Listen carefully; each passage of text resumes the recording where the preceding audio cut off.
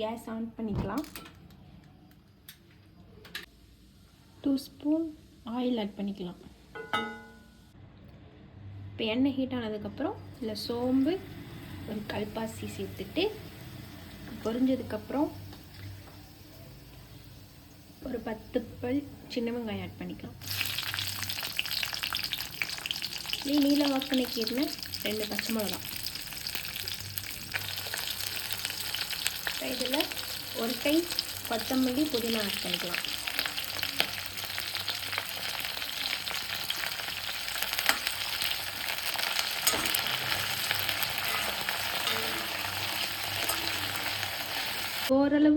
ஓரளவு வதங்கினதுக்கப்புறம் இதை எடுத்து நம்ம பேஸ்ட்டாக அரைச்சி வச்சுக்கலாம்.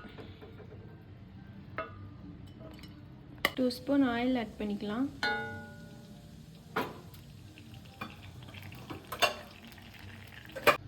இதில் 1/2 ஸ்பூன் சீரகம்,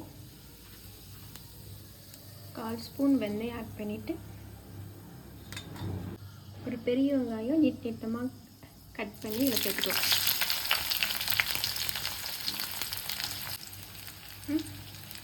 2 பச்சை மிளகா சேர்த்துட்டு நல்லா ஃப்ரை பண்ணிக்கலாம்.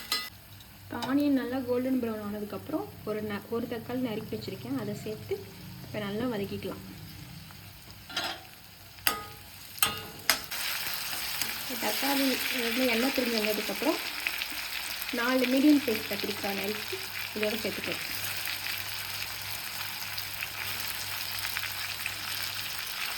கத்திரிக்காய் நல்லா வேகிற வரைக்கும் இதை வதக்கி விடணும். இப்போ கத்திரிக்காய் வேகிறதுக்கான தண்ணி ஊற்றிக்கலாம். இப்போ கத்திரிக்காய் நல்லா குக் ஆயிடுச்சு. இப்போ 1/2 ஸ்பூன் மஞ்சள் தூள் சேர்த்துக்கலாம். 1/2 ஸ்பூன் மிளகாய்த்தூள்,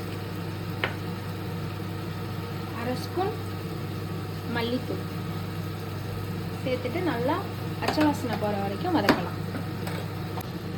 இப்போ எண்ணெய் பிரிஞ்சு வந்ததுக்கப்புறம் ஒரு லெமன் சைஸ் அளவு புளி எடுத்து கரைச்சி வச்சுருக்கேன், அதை வந்து இதில் ஆட் பண்ணிக்கலாம்.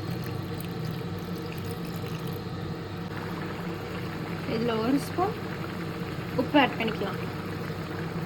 1 ஸ்பூன் வெள்ளை எள்ளு, ஒரு கைப்பிடி வேர்க்கடலை எடுத்து வறுத்து பேஸ்ட்டாக அரைச்சி வச்சுருக்கோம், இதை நம்ம இதில் சேர்த்துக்கலாம். நல்லா கொதிச்சதுக்கப்புறம் மல்லி இலை தூவி நம்ம இறக்கிடலாம். இதை நம்ம பிரியாணி கூட சாப்பிடும் போது நல்ல சூப்பராக இருக்கும். தேங்க்யூ.